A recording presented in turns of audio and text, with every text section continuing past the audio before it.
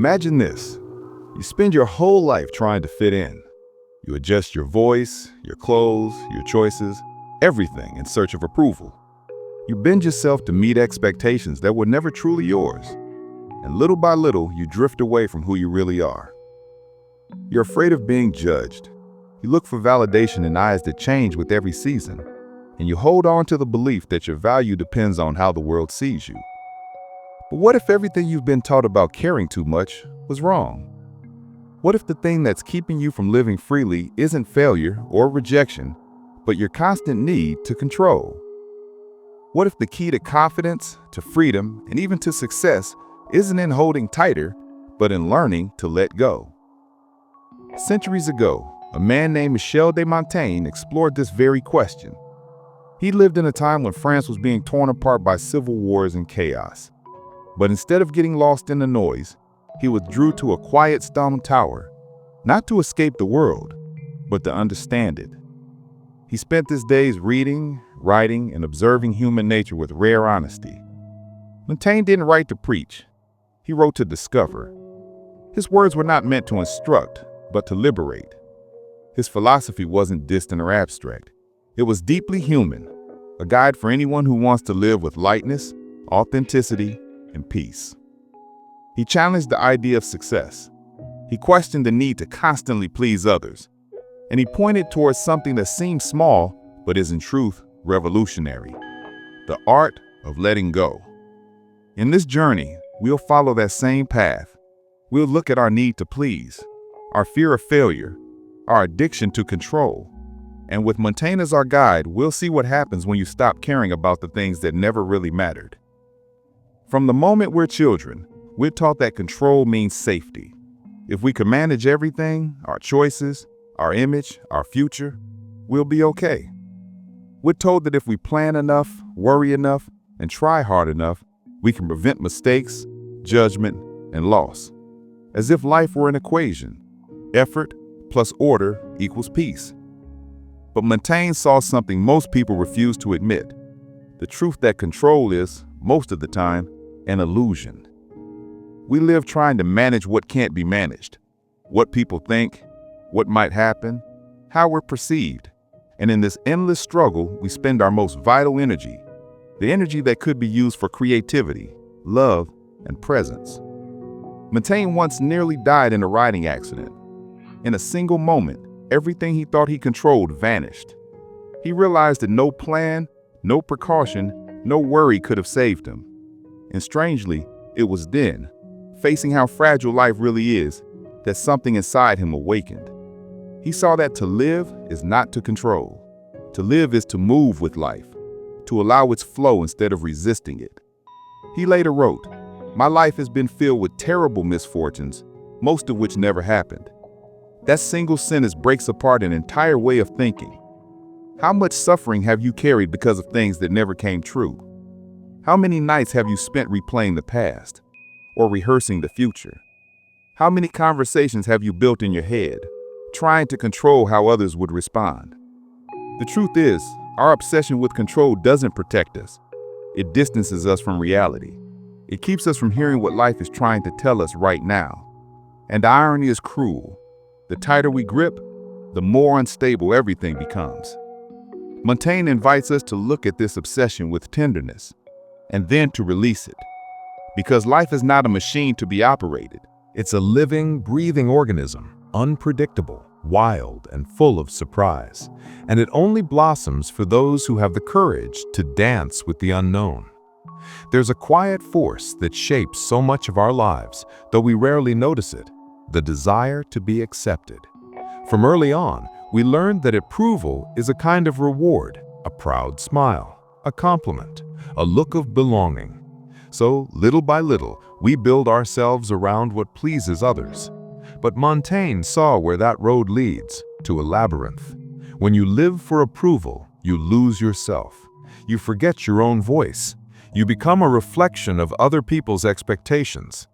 He wrote not to convince, but to understand. He didn't seek applause, but truth.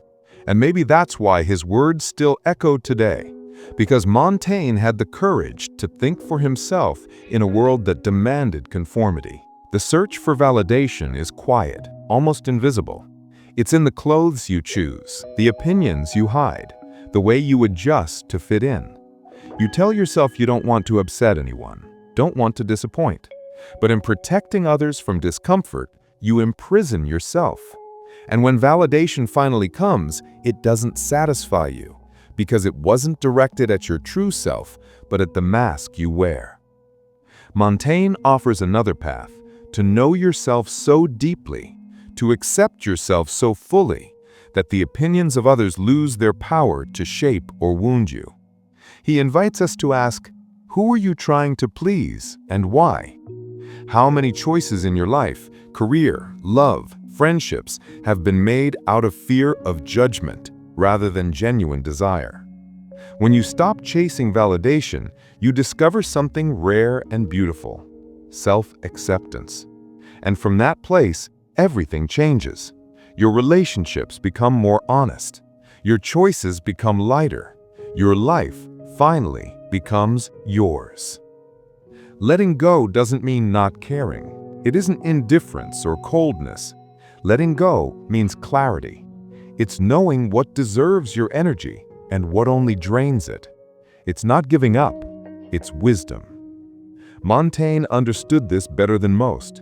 He saw how people chained themselves to expectations, to outcomes, to perfect images of who they thought they should be, and how that attachment slowly consumed them. He didn't tell people to renounce life, but to live it lightly, to act with heart, but without desperation, to love without ownership, to seek without losing oneself. He once wrote, "Not out of obligation, but out of curiosity. Not to be recognized, but to understand myself." And in that quiet space of non-struggle, that creative stillness, the soul begins to bloom. Think about it. How many times have things fallen into place the moment you stopped forcing them, the moment you stopped trying to impress or control? It's almost as if the universe responds to surrender with harmony. That is the paradox of letting go. The less you try to prove, the more natural your presence becomes. The less you control, the more life aligns itself around you. This isn't luck, it's coherence. It's what happens when your thoughts, feelings, and actions move together. It's the quiet magnetism of someone who no longer begs for approval because they've already found peace within. Montaigne teaches that letting go is not weakness, it is strength. It is a calm, steady power that doesn't force, but transforms. When you stop trying to please, when you stop trying to control, when you stop pretending to be perfect, you become light enough to move freely and grounded enough to be real. Montaigne was not a saint or hero. He was simply a man, deeply aware of his flaws, and maybe because of that, deeply wise. His life was marked by loss. He buried 5 of his 6 children, each one leaving a silence heavier than words. He lost his closest friend, Etienne de la Boétie, whose death carved a hollow space in his heart. He lived through the collapse of his country, torn apart by religious wars. And yet, instead of turning bitter or numb, Montaigne chose a different kind of courage. He turned inward. He left behind politics, status, ambition, and withdrew to his family estate, to a stone tower filled with books, light, and quiet. It wasn't a retreat from life, but a journey into it. There, surrounded by shelves of history and philosophy, Montaigne began to study the only subject he believed truly mattered: himself. Not to glorify, not to defend, but to understand. His essays are not performances. They are confessions without drama, truths without filters. He writes about fear, vanity, pleasure, weakness, contradiction, about everything that makes us human. He admits his inconsistencies, his doubts, his changing moods. He writes, "I do not portray being, I portray passing." He saw that to be human is to change, to contradict oneself, to never be finished. That simple idea is profoundly freeing. You don't have to be one fixed version of yourself forever. You are allowed to evolve. You are allowed to make mistakes. You are allowed to be unfinished. In a world obsessed with perfection and coherence, Montaigne reminds us that life is movement. To accept that is to lay down your armor, to stop pretending, to stop performing the ideal version of yourself, and finally, to live as you are. Today, more than ever, we live trapped in comparison. Everyone looks perfect, successful, certain, but Montaigne stands as a soft, steady voice against all that noise. He reminds us that wisdom doesn't come from appearing flawless. It comes from being honest with your flaws. He teaches us that accepting your contradictions doesn't make you weak, it makes you whole. The moment you stop fighting your imperfections, something opens. You begin to see beauty in your own uncertainty. You start to see the light in your own brokenness. And in that acceptance, peace begins to grow. True peace, Montaigne says, is not about removing chaos from life. It's about learning to live gently inside it. But nowhere is this lesson more powerful than in our relationships. Montaigne observed with painful clarity how people become prisoners of each other. We say it's love, but often it's fear. Fear of being alone, fear of rejection, fear of not being enough. So we hold tighter, we try to control, we build expectations the other person never agreed to, and when they fail to meet them, we call it betrayal. But Montaigne saw that the real source of suffering isn't the difference between people, it's our need to control what cannot be controlled. He found freedom in a different kind of connection. His friendship with La Boétie was for him a revelation, a relationship without demand, without expectation, without ownership. A love that simply existed because it was felt. Because it was he, because it was I, that was enough. That friendship taught him what it means to love freely, to love without trying to mold or possess. And he discovered something extraordinary. The more you try to hold someone, the faster they slip away. But the more you let them be, the more they choose to stay. That is the paradox of love. The more freedom you give, the deeper the connection grows. Freedom in relationships does not mean detachment or coldness. It means allowing the other person to exist fully without trying to turn them into a reflection of your insecurities. Real connection isn't built on control, it's built on presence. Not on demand, but on understanding. Montaigne invites us to ask ourselves, how many of my relationships are built on fear rather than joy? How much of my love is actually need disguised as care? The answers may sting, but they can also set you free. Because there comes a moment in every life, quiet and unannounced, when something inside you just lets go. It's not weakness, it's not defeat, it's wisdom, the kind that comes from exhaustion, from realizing that control has never worked. You stop needing to prove yourself. You stop needing to win every argument. You stop needing to fix every problem. You simply exhale and release. And that release changes everything. It's like the moment after a storm, when the air feels clean and the noise disappears. In that space, peace begins to rise. Not the peace of having everything figured out, but the peace of finally accepting that you don't have to. Montaigne knew that peace. It was from that stillness, that surrender, that his philosophy was born. To surrender, for him, wasn't about giving up. It was about showing up, fully, but without the tight grip of fear. To live engaged, but not desperate. To act with passion, but not panic. To love deeply, but without clinging. He saw that life is always changing, always moving, and that real clarity only comes when you stop fighting that movement. Once you stop trying to freeze the world, you begin to flow with it. And that flow, that trust, is not passivity, it is power. Because when you let go of control, you don't lose your strength, you find it. You stop reacting, you start responding. You stop worrying about how you're seen, and you start speaking with truth. You stop chasing perfection, and you start acting with courage. You stop fearing failure, and you start creating freely. That is the quiet power of surrender. For Montaigne, surrender was not escape, it was presence.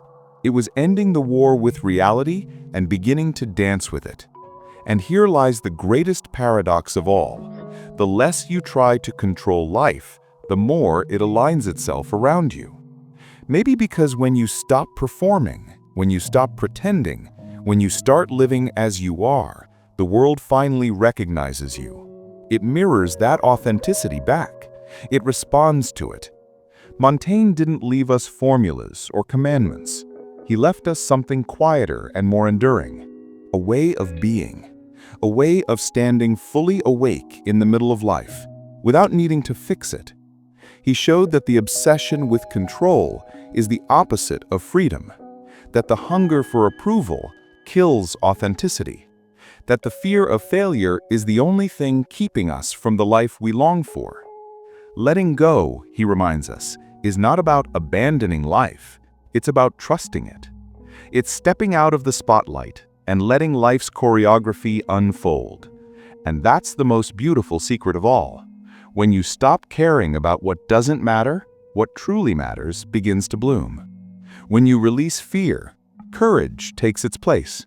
When you stop needing to prove, you discover the quiet power of simply being. Montaigne never asked us to change the world. He asked us to change the way we inhabit ourselves. And when that happens, the world around us quietly changes too. So ask yourself, what are you holding so tightly that it's begun to hurt you? What would happen if, just for a moment, you let it go? Montaigne was not an ascetic nor a martyr of philosophy. He was a man fully engaged with life, deeply human, full of contradictions, full of curiosity. And perhaps that's what made him so timeless. He never tried to be perfect. He tried to be real. His essays were not meant to impress, but to reveal. Not to teach others how to live, but to remind them that they already are living. That their flaws and uncertainties are not failures, but the fabric of being alive. Montaigne lived in a time when life was fragile and uncertain. Death was everywhere. He saw kingdoms crumble, faiths collide, and ideals fall apart. And yet he did not turn away from life. He turned toward it, asking simple but profound questions. What makes us human? Why do we suffer? How do we live peacefully with what we cannot control? His answers were not systems or doctrines, but reflections, gentle and imperfect. He believed the greatest act of courage is not conquering others, but understanding oneself. To look within, honestly and without vanity, is an act of quiet rebellion in any age. Montaigne wrote about his weaknesses because he understood that pretending to be strong only deepens the wound. When you admit your fragility, you stop being ruled by it. When you stop pretending to know everything, you finally begin to learn. That's what Montaigne discovered in his tower, humility as liberation. He found that truth is not something you conquer, it's something you approach, slowly, softly, as you would approach a friend. He saw that certainty is a kind of blindness, and doubt, when held gently, can be a form of wisdom. He once said, "I would rather form my mind than fill it." He didn't want to be right, he wanted to be awake. And that is what makes his words still pulse with life centuries later. In our world today, we worship certainty. We demand answers. We chase success. We build our identities around being right, being seen, being validated. But Montaigne invites us to something quieter, something more enduring. He asks us to sit with our contradictions, to see the strength in our softness, the beauty in our confusion, the truth in our imperfection. He reminds us that peace is not something we achieve, it's something we remember. And the more we try to prove ourselves, the farther we move from it. The path to peace is not up or ahead, it's inward. The world tells us that to succeed, we must control, predict, and perfect. Montaigne whispering that to live, we must loosen, wonder, and accept. That surrender is not defeat, it's alignment. It's not about abandoning effort, but releasing the illusion of control over what effort can't reach. He teaches that when we let go, we don't lose power, we find it. Because power is not in dominance, but in presence, in the ability to face what is without needing it to be different. And nowhere is this lesson more alive than in how we relate to others. We're taught that love is possession, that closeness means control, that connection means fusion. But Montaigne saw that true connection happens only when both souls are free. When we stop trying to own and start trying to understand. When we stop clinging and start witnessing. When we stop performing love and begin to live it. He believed that friendship, love, and intimacy could only thrive in honesty and freedom. To love is not to merge, it's to mirror, gently, to walk beside, not ahead or behind. He once wrote about his friendship with La Boétie as a union of souls that asked for nothing and offered everything. It was not transactional. It was not fragile. It existed without purpose other than to be. That is rare. Most of what we call love is tangled with need, fear, control. We call it closeness, but it's often dependence. Montaigne's idea of love was expansive. It allowed space. It allowed silence. It allowed imperfection. Because only when you stop trying to change someone can you truly see them. Only when you stop clinging to what you want can you receive what is offered. That is the art of letting go, not in indifference, but in presence. And it's the same art we must practice with life itself. We spend our days fighting against impermanence, trying to hold still what was never meant to be still. Our youth, our success, our relationships, our identity. We fight time, we fight change, we fight loss. But Montaigne's wisdom was to stop fighting, not out of resignation, but out of understanding.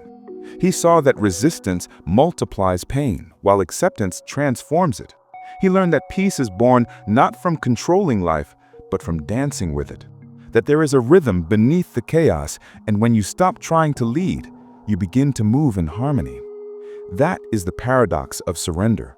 The moment you stop forcing life to make sense is the moment it begins to make sense on its own.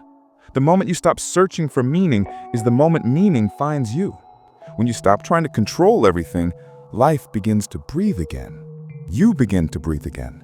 And in that breath, there is clarity, softness, power. Montaigne did not live a perfect life. He lived an awake one. And that, he believed, was enough. Because to be awake to your own contradictions, your own fears, your own fleeting joys is the only way to live honestly. He wrote not to escape himself, but to meet himself. And through that meeting, he found something the world still hungers for: peace without certainty, freedom without control, love without fear. Perhaps that is why his words still echo across time, because they speak to what we've always known but keep forgetting. That everything we try so hard to hold on to was never ours to begin with. Life moves, people change, we grow, we fade, we begin again. And maybe that's not a tragedy, but the quiet miracle of being alive. So when life feels uncertain, when control slips through your fingers, remember Montaigne's lesson. It was never about holding on, it was about learning to let the river carry you. If there is one place where the art of letting go reveals its deepest truth, it is in how we face the world itself, and how we respond to life when it refuses to bend to our plans. Montaigne understood something that most of us spend our whole lives resisting, that the world will not be tamed by our will. He saw that the more we try to control every outcome, every perception, every emotion, the more life slips through our grasp. And then one day, often quietly, we stop fighting. We stop running after perfection, after approval, after control. Something in us exhales. It isn't defeat. It isn't giving up. It's something softer and infinitely wiser, a recognition that life is not meant to be solved, but experienced. It's the moment when we realize we don't need to prove our worth, don't need to win every battle, don't need to fix everything that's broken. We begin to see that nothing is truly stable, that everything, every joy, every pain, every person is passing. And instead of breaking us, that realization sets us free. Because when you stop fighting impermanence, you begin to live with it, dance with it. You begin to see how fleetingness gives life its beauty. Montaigne's philosophy was not about escape or passivity. It was not about leaving life behind. It was about engaging with it more truthfully, without the heavy armor of control. He understood that the peace we search for in order and predictability doesn't exist there. It exists in the acceptance of uncertainty. It exists in the heart that can love without owning, work without obsession, and live without fear. When you let go, something remarkable happens. You don't fall, you rise.